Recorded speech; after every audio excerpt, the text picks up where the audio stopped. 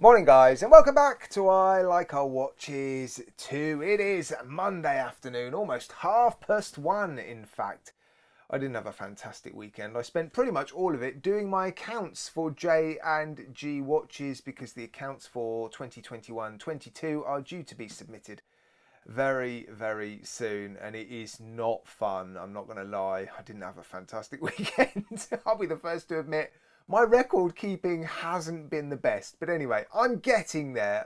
But I was up really early this morning and cracking on with it, but then there was a knock at the door and I actually had two deliveries. I've had a whole load of academic prototypes from Maxi and yeah, a Straum Damascus, I think it's pronounced Opphav, Opphav, turn up.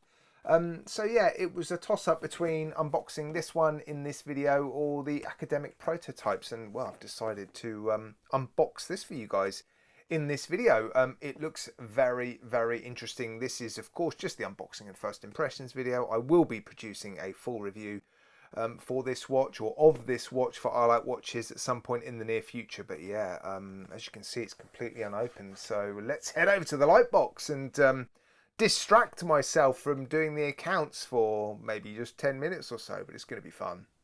Right, let's not hang about. Let's get into it. Here we go.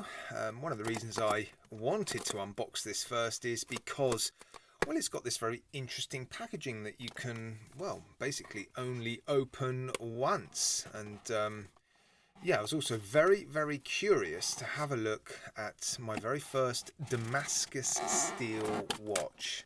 Oh, very nice. What we got here? A little card. Wow, a certificate of authenticity. Very nice. It is a limited edition watch as well, 250 units. And then I'm guessing this is some sort of oh wow, nice booklet. Look at that, very nice. Right, let's keep going. Here is the watch head or case, I guess. Let's come back to that and see what else is in here. Ah, the watch case. Interesting that they have supplied a case separately, but that feels very nice. Yeah, again, wow, very soft and supple.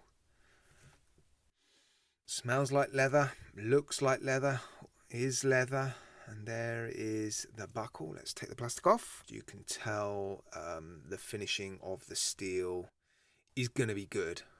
It looks very impressive on the buckle. Gently remove that from there, and there it is. Now, I wasn't sure if the dial was going to be white or silver. It looks a little bit more silver than white, actually. Let me get the plastic off, get the strap on, and then we can have a good look at this. Right, there we go. All the plastic has been removed. I've also put some power into the Sellita SW200-1B. This is the upgraded SW200 inside of here. So it should be more reliable than the original SW200, and it's also the special, so it has been regulated to a more accurate level than the standard movement. It's essentially number 2 out of 4, number 4 being the most accurate COSC version of this movement. But yeah, first impressions are the finishing and the build quality looks incredibly impressive. I also love the way this dial is actually floating in the case. The chaptering, it may not be coming across very well, but the chaptering is actually sunken quite low compared to the dial. So it looks like this silvery white dial is being kept hovering above the chaptering by these, 6 markers. It's very cool. This is a Norwegian premium microbrand, and yeah, it definitely has a premium feel to it, and this is the Damascus steel version. And yeah, it's the first time I've ever seen a Damascus steel case, and it's very cool, isn't it? Just look at that. Everything about this watch seems very premium. The website, the packaging, yeah, all the marketing material, the build quality, the materials. You are going to pay a price for it though. This watch retails for €1,050, although you can pick up this watch with a standard steel case, and it's around €829, I believe. But yes, it's stunning, isn't it? Just look at that dial. And the back of the watch looks almost as impressive as the front, doesn't it? You've got, well, two pieces of crystal seemingly in this case back. It's really quite interesting. It's not circular. I don't even know what shape that is. It's not a screw down case back either by the looks of it. But yeah, that sort of panoramic scene on the back is a really strange finish. It's almost shimmery. Yeah, the finishing on the case does seem good, I have to say. I'm looking forward to taking some macro shots. Let me zoom in quickly. There we go, that's a bit better. We can see the finishing on the case a little bit more clearly now, and there is a high polished chamfered edge running around the edge of the bezel, and some really nice sunburst brushing on top of that bezel.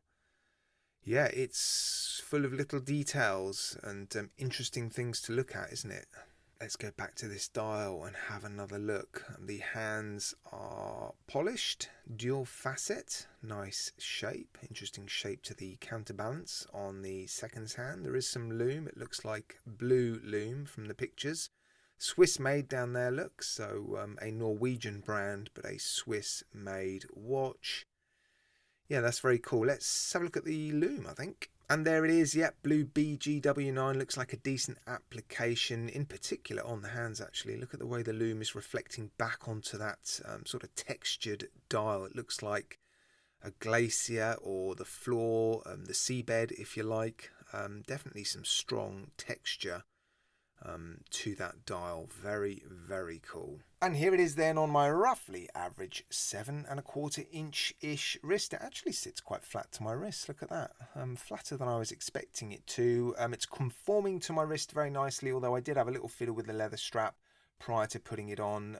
The straps towards the case are a little bit thicker, so I just rolled them between my fingers so that it would conform very nicely to my wrist, and it's, yeah, feeling very, very comfortable. You can definitely tell this is a quality watch, and interestingly enough, they are offering this watch, or they are making, I should say, a stainless steel bracelet for this watch, which looks incredible. It is going to be around €330, I think it is, for the bracelet. It's not available yet. But yeah, I'm definitely going to try and pick up one of those, because I suspect this case on a stainless steel bracelet would just look immense. But yeah, it looks pretty tidy on this leather strap, doesn't it? Very, very cool watch. I look forward to producing the full review very, very soon for I Like Watches, guys. Right, as always, a massive thank you from me to you. Oh no, if I finish, that means I've got to go and do the accounts again. Ugh. I knew it was going to come to an end. Alright guys, thanks for watching. See you soon.